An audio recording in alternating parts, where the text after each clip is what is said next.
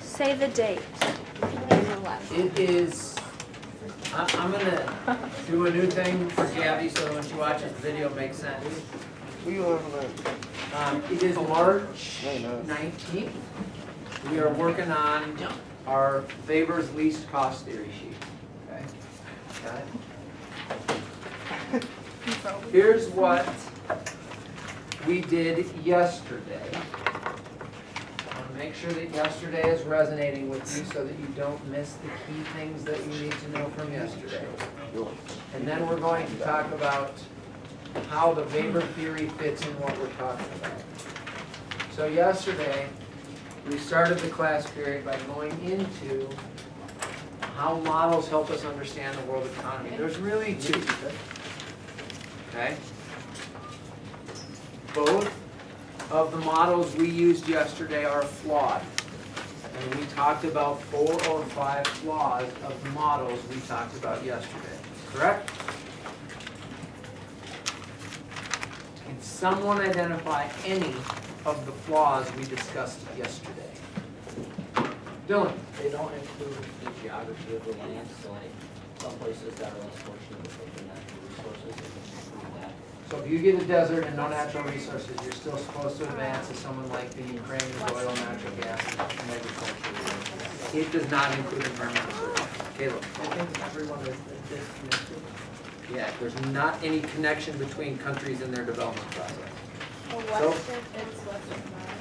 Yeah, so it looks like, we should all look like America, because that's the way it should be.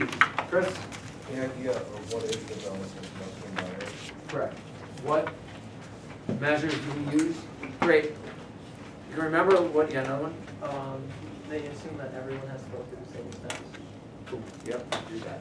If you get that part of that, it will help you on a free response question. It helps you make sense of why this is difficult. Okay. Here's a question that you should be able to answer fairly quickly.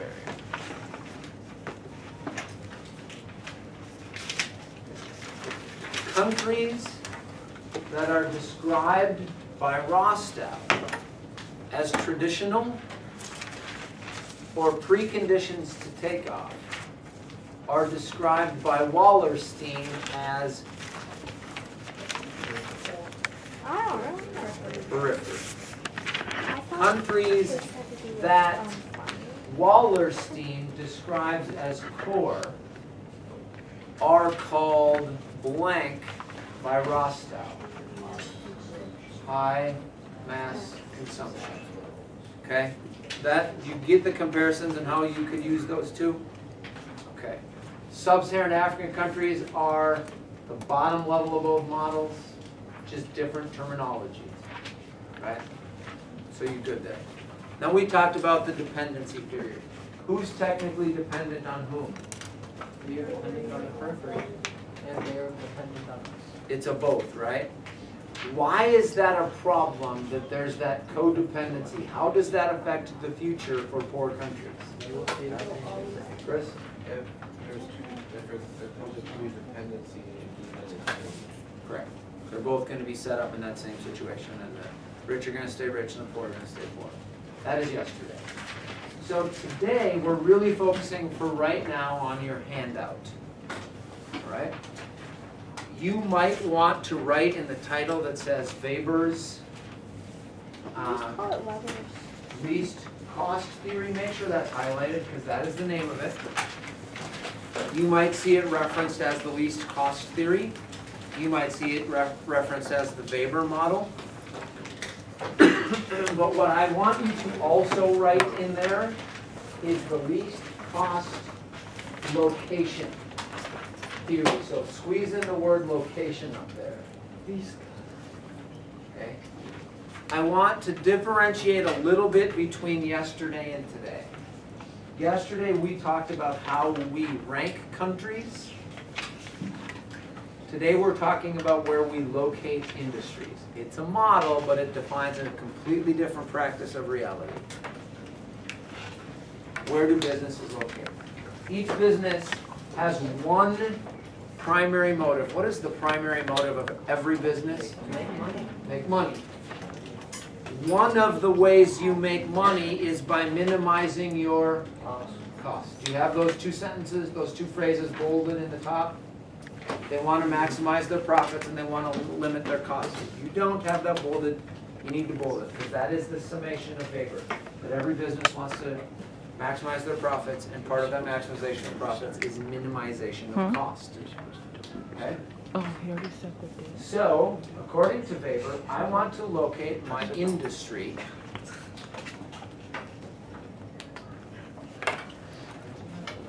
where the least cost will occur.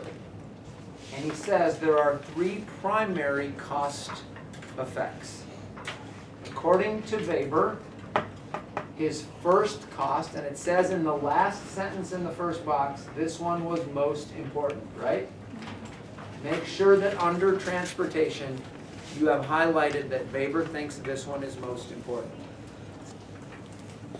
I'm going to ask you a question. Well, first I'm going to give you a date. This model was written in 1908. In 1908, did we have semi-tractor trailers? No. Did not. Did we have a highway and freeway system? No. We did not. Major transportation flows were rivers, some railroads, a few dirt roads, and some horses and buggies, and a couple of automobiles. Right? How many companies in 1908 do you think produced goods in China? All of the Chinese ones. Right? No American good was produced, no American company produced a good in China in 1908. And I'm going to wager none produced goods in Mexico in 1908. So the reality for Weber is because transportation was so limited in 1908 that it varied in cost a lot. And you need to understand in this conversation variable costs and fixed costs. And they're simple. Variable costs are ones that change from place to place. Fixed costs are ones that do not. And I actually have that on the next slide. So if you want, once we're talking through this, I'll flip slides and you'll get that. Okay? The next cost that Weber said you had to try to minimize was labor. Realistically, the radius in which you made goods was made and sold goods was maybe 30 to 50 miles. How much does labor change from here to St. Cloud in cost? So in Weber's time, do you think labor varied very much? Does that make sense to you? Because transportation was so limited, the labor you had available to you had to be in a pretty near proximity. Okay? So in von Thunen's time, transportation varied a lot, labor varied little. But what does it say at the bottom of the labor deal in that box? China today. Which cost clearly today saves companies more money? Minimizing transportation costs or minimizing labor costs? Otherwise, every pair of Nikes would not be made in China, correct? Does Nike want to make China's businesses go well, or does Nike want to save money? So it produces in China because the labor's cheap and we transport so much more efficiently than we did with Weber. On the bottom of that box, you should write something that helps you get that labor varies most today, or labor is most variable today. Okay? Labor is most variable today. Questions on that? No? All right. The third cost, more than anything, you just need to know it as a definition, and that's agglomeration. All of the U.S. automobile manufacturers for a period of about 60 years made their cars where? Detroit. Why did they make them in Detroit? Because they could share services, they could share expertise, they could share distributors of parts. When you save money by producing things near each other, it is called agglomeration. In the 70s, most American dress shoes were made in Boston or the area around Boston. All of the heel makers, all of the tanners, all of the sole makers resided around Boston. They assembled their shoes in Boston. Okay? It's agglomeration. So it basically tells you that it is a cost benefit. Where's my highlighted one so I don't have to dig through some more notes.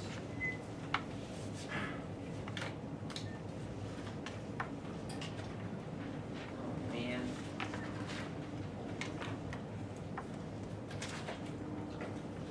I have to dig through.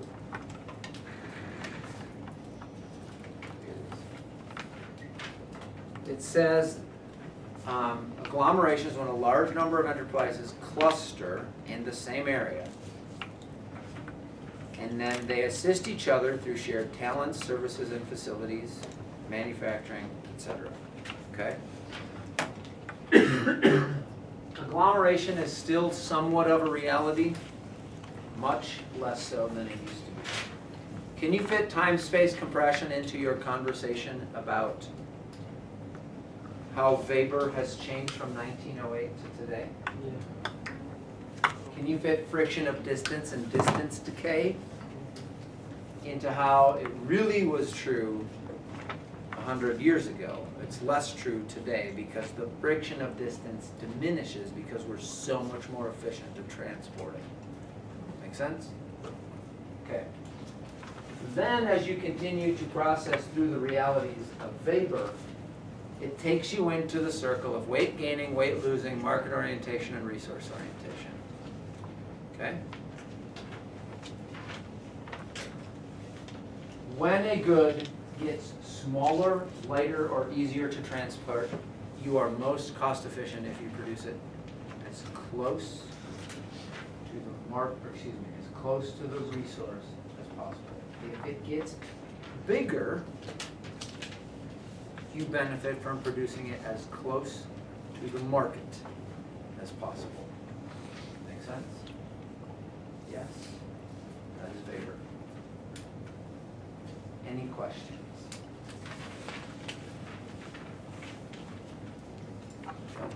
Okay.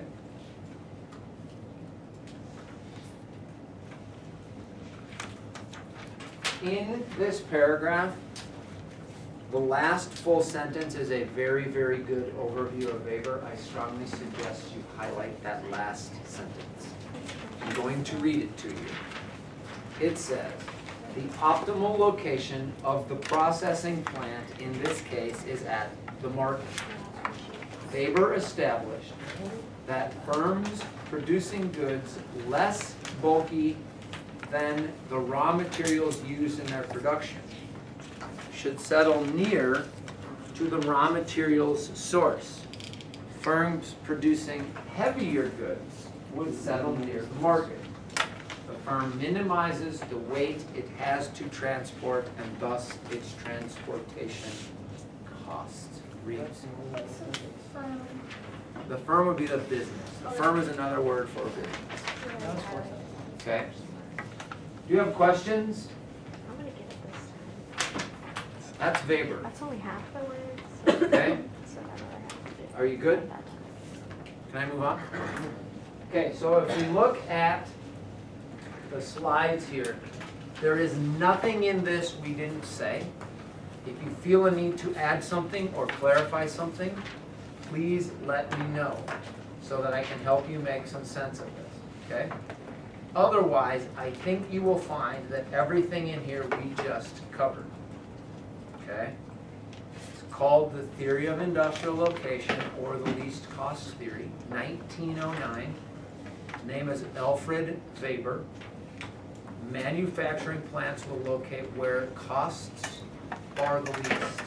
It's called the least cost theory, and the three costs are transportation, labor, and agglomeration. Which one varies most today? Which one varied most then? Okay, this summation may go a little bit farther than whatever, but this is what it says. In 1909, transportation was not widely available, thus extremely variable. Is that true to what we understand? Yes? Labor has limited to small circles and was mostly a fixed cost in 1909. True? Yes? Today we function in a global labor market with dramatically improved efficiency in transportation. Thus, the most variable cost today is labor. You with that? Yes? Industries will produce in a location that produces goods at the least cost. Nothing confusing. Do you have questions? No? Good? Yes? Awesome. So now we're going to tackle a couple of other things about locations. Are you ready? Anything that is still confusing about market or resource orientation? I'm going to pause here a second. I'm sensing that some of you might want to write this down, and I strongly encourage you to get these examples recorded. Bread and soda are great examples of weight gaining. Ethanol is going to be the free response question you do.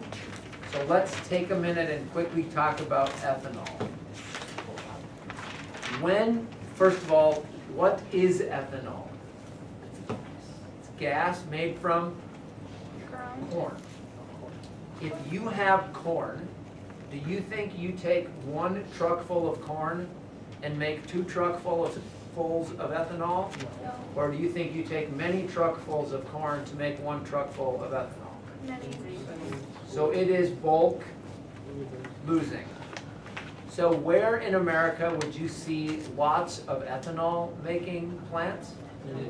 The Dakotas, western and southern Minnesota, Nebraska. Make sense? Yes? Okay, that is what you're going to need to know for your Weber free response question. Okay?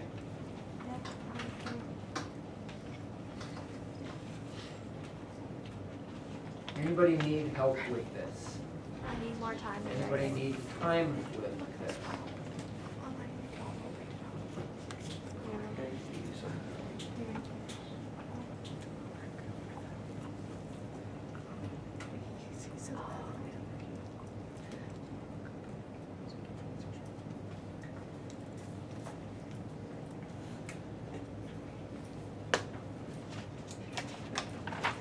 The next slide is really just another review of the least cost theory. I can probably just skip it. Actually, the next slide has variable costs and fixed costs in it, so I'll stop for a moment.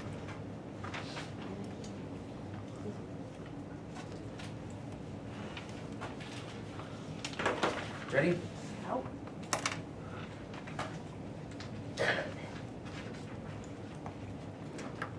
I have 19 emails, and I deleted all of my emails at like 8 o'clock today. Someone's trying to get a hold of you. What? Someone's trying to get a hold of you. No. Both of my email accounts pop up to my phone, so a whole bunch of them are like, hey, you bought something at Lululemon online. You should check out our ad. So I delete like 18 of them to read one. Ready? The only thing new on this in terms of what you haven't seen written is variable costs and fixed costs. And that's not even a definition of itself. So what's a variable cost? Variable cost is one that changes from location to location.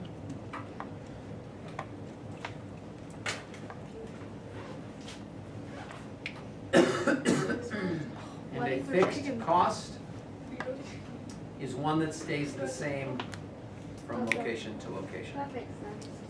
It does. It totally makes sense, right?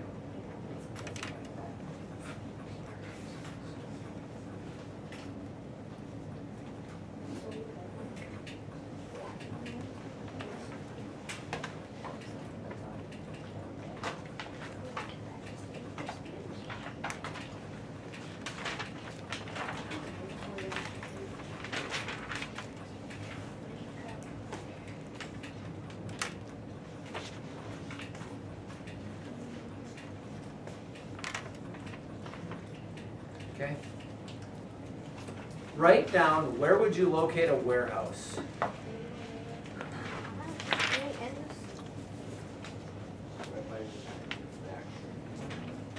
Well, this one makes sense to me. So let's do lumber. Where are most lumber yards? Most lumber yards, like the place where you buy them, are in pretty populated areas. Where do you think Menards warehouses its lumber? I'm gonna guess that there are lumbering warehouses, probably pretty local in the metro. So big shipments of it will come via train, go to the warehouse, and it will ship out from the warehouse via truck. Cub, I know warehouses in Minneapolis. Hagee's warehouses in Malacca, and covers all of the state from Malacca. Okay?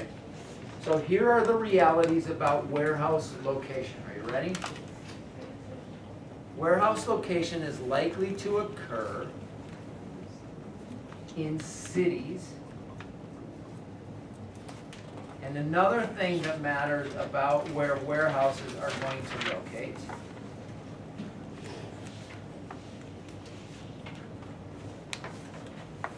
is by railroad and water hubs.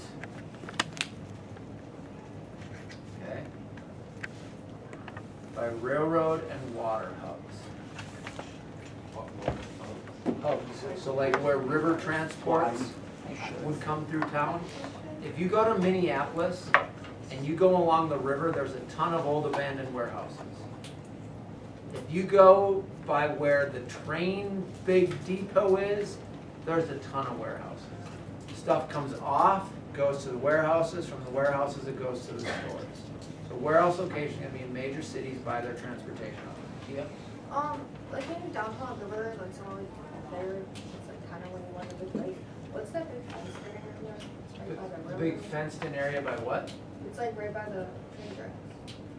There's stuff in it, I don't know. I'm not sure which fenced in area you're talking about. It's like, you're going on the way to Big Lake. So the concrete factory? I don't know. I'm assuming you're talking about Cretex's concrete factory? Sure. Yeah. So There they'll is. make like Seriously? culverts and bridge posts and things like that? Yes, Chris? So is this kind of what's most of the, wasn't there like some strike recently or something? Shipping and stuff. I don't know. I heard there was like a bunch of stuff was, you had a bunch of stuff was like out of stock or cheaper or more expensive because there was a labor strike and it would have cost us. So the warehouses weren't shipping stuff out? Yeah. They don't know that. Okay? I'm not sure threshold and range fits incredibly well with this section of the notes. It's where I aligned it in terms of the vocab. But we had a brief conversation about threshold and range when we did the vocab. There's nothing new in this. It's defined there if you don't remember from our conversation. But threshold is not the number of buyers, it's the number of people that provide the number of buyers. So the threshold of a place like a Mercedes-Benz dealer that doesn't sell very many cars needs a lot of people to produce enough buyers. Dairy Queen does not need as many people to produce enough buyers to stay in business. So threshold is the number of people necessary to keep a business going. That's in the total market, not the number of shoppers. Don't confuse that. Lamborghini dealer doesn't need very many buyers, but it needs a huge market to have enough buyers. A coffee shop needs a lot more buyers, but it needs a smaller market to have enough buyers. Make sense? Range is the distance you'll go for the product.